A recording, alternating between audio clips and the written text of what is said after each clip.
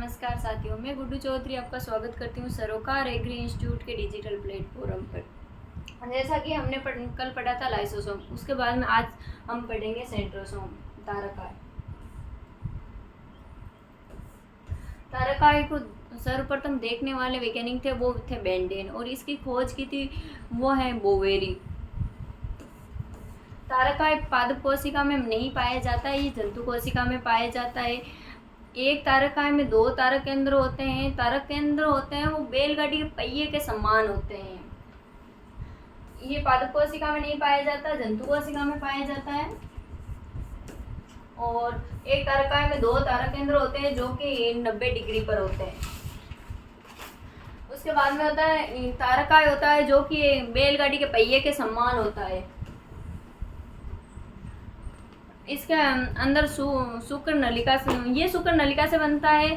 ये सूक्ष्म नलिकाएं होती है जो कि ट्यूबुलिन प्रोटीन से बनी होती है। ये जो सूक्ष्म नलिकाएं होती है ये ट्यूबुलिन प्रोटीन की बनी हुई होती है, और इनके अंदर 2 तारक केंद्र पाए जाते हैं। इन 2 तारक केंद्र के मध्य में जो क्षेत्र होता है उसे तारक क्षेत्र कहते हैं। 2 तारक केंद्र में तारक क्षेत्र मिलकर तारकाय का निर्माण करते हैं। तारकाय होता है वो बैलगाड़ी के पहिए के समान होता है। इसमें शुक्र नलिका से बनता है।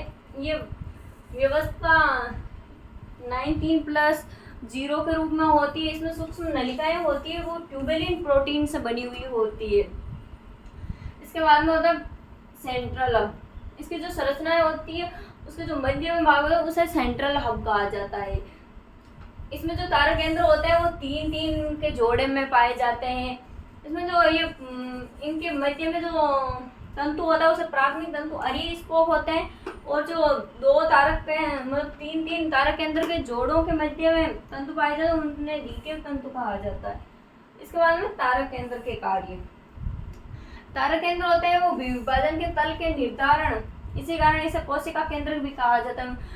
मतलब विभाजन के तल का निर्धारण करते हैं वो तारक केंद्रीय होते हैं, और ये कोशिका केंद्र, इसीलिए इन्हें कोशिका केंद्रक भी कहा जाता है। तारक केंद्र स्वप्रकृति होते हैं, ये अपना निर्माण स्वयं ही करते हैं। इनमें सीलिया और फ्लैजिला पाए जाते हैं। इसके बाद में सीलिया व फ्लैजिला मतलब पक्षमाभिका और कशाभिका, ये दोनों संरचनात्मक रूप से समान होते हैं। सीलिया और फ्लैजिला होते हैं वो दोनों संरचना के अंदर मतलब एक समान ही होते हैं। इनमें सीलिया होते हैं जो आकार में छोटे होते हैं, और फ्लैजिला होते हैं जो आकार में बड़े होते हैं। सीलिया की संख्या अधिक होती है और फ्लैजिला होते हैं उनकी संख्या कम होती है। सीलिया होते हैं जो एक दिशीय गति करते हैं, जबकि फ्लैजिला होते हैं जो मुक्त रूप से गति करते हैं।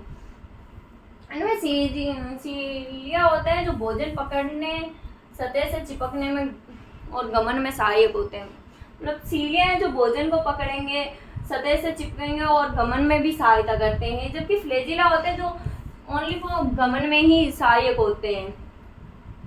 इनमें जो सीलिया होता है वो एक तंतु होते हैं। इनमें जो ये संरचना होती है इसे तंतु बोलते हैं। सूक्ष्म नलिकाएं होती हैं, और ये जो नीचे का भाग होता है उसे आधार का या तारक केंद्र का रूपांतरण भी कहते हैं।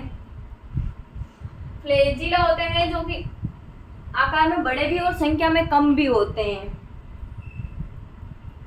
उसके बाद फ्लैजिला प्रोकैरियोटिक में पाया जाता है, और ये फ्लैजिलिन प्रोटीन से बनता है, जबकि सीलिया होते हैं वो यूकैरियोटिक कोशिका में पाए जाते हैं, प्रोकैरियोटिक कोशिका में नहीं पाए जाते हैं। सीलिया में फ्लैजिला की खोज करने वाले वैज्ञानिक थे वो है ल्यूवेनहोक। उसके बाद में रिक्तिका वेसल्स, इनकी खोज करने वाले वैज्ञानिक हैं वो स्पेलेनजानी है। तो ये पादप सेल में 90% सबसे ज्यादा भाग होता है वो रिक्तिका का ही होता है, जो कि 90% क्षेत्र में पाई जाती है। जंतु कोशिका में ये अनुपस्थित होती है क्योंकि ये पादपों में पाई जाती है। रिक्तिका के चारों ओर झिल्ली पाई जाती है, उसे टोनोप्लास्ट कहते हैं। ये झिल्ली होती है जो चयनात्मक पारगम्य होती है। अन्य रिक्तिका के कार्य क्या क्या होते हैं? रिक्तिका रसनानी पादप सेल में पाई जाती है।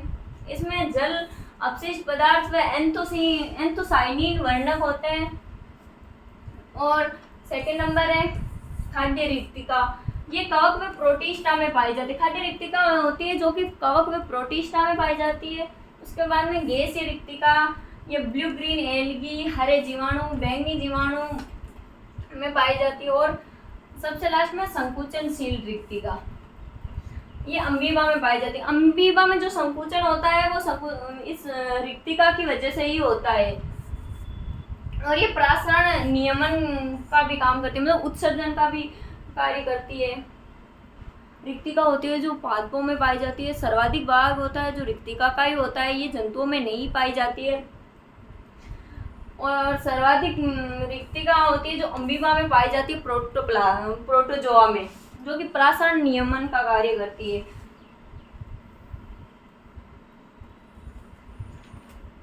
उसके बाद में सूक्ष्मकाय, माइक्रोबॉडीज, ये 3 प्रकार की होती हैं, स्फीरियोसोम, पैराऑक्सिसोम और ग्लाइकोक्सिसोम। स्फीरियोसोम होता है जो कि पादप सेल में पाया जाता है, ये पादप लाइसोसोम भी कहलाते हैं। ये वसा संग्रहण व निर्माण का कार्य भी करते हैं। उसके बाद में परोक्सिसोम, स्फीरियोसोम में ये केवल पादप सेल में भी पाया जाता है और इसे पादप लाइसोसोम भी कहा जाता है। और ये वसा संग्रहण व निर्माण से संबंधित होता है। उसके बाद में परोक्सिसोम, परोक्सिसोम होता है जो जंतुओं और पादपों दोनों में ही पाया जाता है। जंतुओं में ये H2O उपाचय का काम करता है और पादपों में प्रकाश श्वसन का कार्य करता है। परोक्सिसोम होता है जो जंतु और पादपों दोनों में पाए जाते हैं। जंतुओं में H2O2 उपाचय का कार्य करता है और पादपों में प्रकाश श्वसन का कार्य हो वो परोक्सिसोम ही करता है। उसके बाद में ग्लाइकोक्सिसोम, ये वसीय बीज यीस्ट वे द्वार सेल में मिलते हैं। जो वसीय बीज यीस्ट होते हैं वे द्वार सेल में मिलते हैं। इनमें ग्लाइकोक्सिसाइड चक्र चलता है जो कि वसा से शर्करा बनाने के काम आते हैं। उसके बाद में केंद्रक, केंद्रक को सर्वप्रथम देखने वाले वैज्ञानिक थे ल्यूएन होग, जिन्होंने कि मछली की आरबीसी में केंद्रक को देखा था। केंद्रक की इसकी खोज करने वाले वैज्ञानिक थे जो कि थे रॉबर्ट ब्राउन। बाद में केंद्रक का आनुवंशिक में योगदान हेमरेलिंग के द्वारा समझाया गया था। एसिटाइलबुलेरिया शैवाल में केंद्रक होते हैं, उसमें जो आनुवंशिक पदार्थ होते हैं वो डीएनए व आरएनए पाए जाते हैं। केंद्रक को सेल नियंत्रक या संस्थापक कहा जाता है क्योंकि कोशिका के नियंत्रण में केंद्रक का ही भाग होता है। स्तनधारियों में आरबीसी, फ्लोएम की चालनी कोशिका में केंद्रक नहीं पाया जाता है। मतलब स्तनधारी होते हैं उनकी आरबीसी वे फ्लोएम की चालनी कोशिका होती है, उसमें केंद्रक नहीं पाया जाता है। बाद में केंद्रक होते हैं वो एक गोल संरचना होती है, उसके अंदर ये छोटी छोटी संरचनाएं पाई जाती है, उन्हें हेटेरोक्रोमेटिन कहा जाता है। और ये जो गोल बड़ी सी संरचना पाई जाती है उसे केंद्रिका कहा जाता है। जो इसी बाहर की लेयर पर जो ये छोटी छोटी संरचनाएं पाई जाती है उन्हें केंद्रक छिद्र कहा जाता है, जिससे कि केंद्रक अंदर पदार्थों का आदान प्रदान हो सके। और उनमें जो बाहरी संरचना होती है, केंद्रक छिद्र की जो बाहरी लेयर होती है वो एन्यूलेम की बनी हुई होती है, जो कि न्यूक्लियोइड प्लाज्मिड और प्रोटीन का आवरण होता है। और इनमें हेटेरोक्रोमेटिन और यूक्रोमेटिन दोनों ही पाए जाते हैं। कोशिका द्रव्य और केंद्रक द्रव्य के मध्य पदार्थों का परिवहन केंद्रक छिद्र से होता है।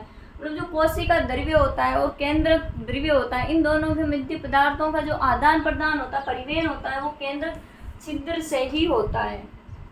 उसके बाद में केंद्रिका, केंद्रिका एक सेल होती है जो कि 4/5 केंद्रिका होती है। उसमें केंद्रिका का कार्य यह आरएनए राइबोसोम निर्माण का कार्य करती है। केंद्रिका होती है जो कि आरएनए मतलब राइबोसोम निर्माण का कार्य भी करती है। उसके बाद में केंद्रिका का संगठन होता है जिसमें कि 85% प्रोटीन पाई जाती है, 10% आरएनए और 5% डीएनए पाया जाता है। मतलब केंद्रिका होती है जिसमें सर्वाधिक मात्रा में प्रोटीन पाई जाती है, उसके बाद में आरएनए पाया जाता है और सबसे कम मात्रा में होता है वो कि डीएनए होता है। ये केंद्रिका होती है। केंद्रिका सबसे बाहर की लेयर होती है, वो प्रोटीन की बनी हुई होती है। उसके अंदर जो लेयर पाई जाती है वो आरएनए की होती है, और सबसे अंदर जो पाई जाती है वो डीएनए होते हैं, और डीएनए सबसे कम मात्रा में होते हैं। केंद्रिका शब्द देने वाले वैज्ञानिक थे वो फोंटा थे। सबसे ज़्यादा केंद्रिकाएं उभयचरों के उस साइड्स में पाई जाती है, जो कि 2000 के लगभग होती है। सबसे ज़्यादा केंद्रिका होती है जो कि उभयचर होते हैं, उनके उस साइड्स में पाई जाती है। इसके बाद में होता है क्रोमेटिन धागे। क्रोमेटिन धागे शब्द लिया था वो वैज्ञानिक थे फ्लेमिंग। इसमें क्रोमेटिन धागे मतलब गुणसूत्र, जो कि प्रोफेज अवस्था में बनते हैं। इसमें क्रोमेटिन धागे होते हैं मतलब गुणसूत्र होते हैं, उनमें 30 से 35% डीएनए पाया जाता है और 1 से 2% आरएनए पाया जाता है।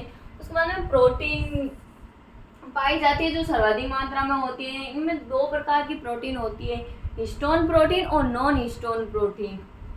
प्रथम है हिस्टोन प्रोटीन। हिस्टोन प्रोटीन होती है जो कि 33 से 36% होती है, और हिस्टोन प्रोटीन में जो प्रोटीन होती है वो H1, H2A, H2B, H3 और H4 होती है।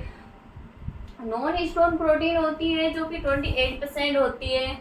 उसके बाद में यूक्रोमेटिन।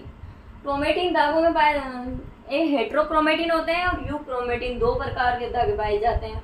यूक्रोमेटिन होते हैं जो कि पतले हल्के रंग के होते हैं।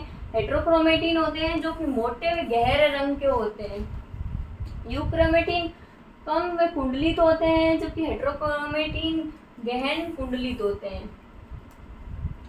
और यूक्रोमेटिन होते हैं जो कि हिस्टोन प्रोटीन कम होती है, जबकि हेट्रोक्रोमेटिन में हिस्टोन प्रोटीन यदि जो कि ज़्यादा मात्रा में होती है। उस संबंध में यूक्रोमेटिन में ज़्यादा सक्रिय होते हैं और हेट्रोक्रोमेटिन होते हैं वो कम सक्रिय होते हैं। यूक्रोमेटिन होते हैं जो कि केंद्र की ओर पाए जाते हैं, जबकि हेट्रोक्रोमेटिन होते हैं जो कि परिधि की ओर पाए जाते हैं।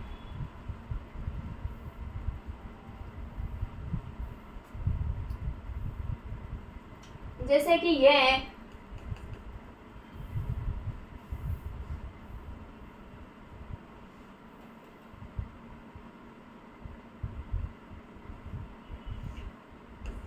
ये जो छोटी छोटी धागेनुमा संरचना पाई जाती है ये हेट्रोक्रोमेटिन होते हैं जो कि परिधि की ओर पाए जाते हैं, और ये जो मध्य में छोटी छोटी धागेनुमा संरचनाएं पाई जाती है ये यूक्रोमेटिन होते हैं जो कि केंद्र की ओर होते हैं। इसी के साथ आज हमारी क्लास हुई समाप्त। Thank you. बताओ तू रोज इन क्लास लिया कर।